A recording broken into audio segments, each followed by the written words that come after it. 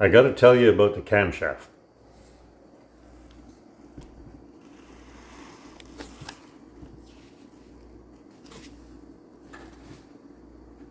This is the old one, and this is the new one. When we decided to get a new camshaft, I wanted one that was stock. So I didn't want anything fancy. I didn't want any high lift. I didn't want any choppy idle.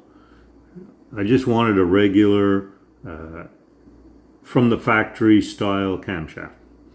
So I ordered one like that.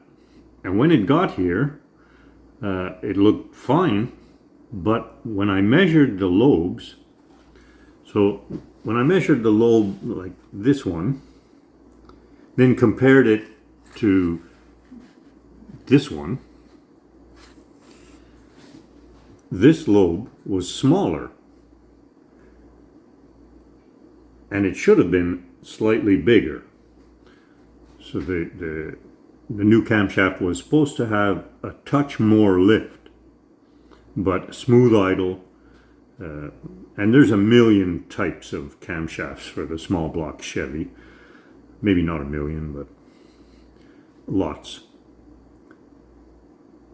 So I couldn't understand why this one measured smaller. So I did some research and I learned that the lift is not this dimension compared to this dimension. It's the difference between this dimension and the circle dimension. So that the base circle of this lobe has to be measured compared to the elongated section. So I did that and I compared notes, and sure enough, the new camshaft has slightly bigger lift on both the intake and the exhaust. So I'm a happy dude.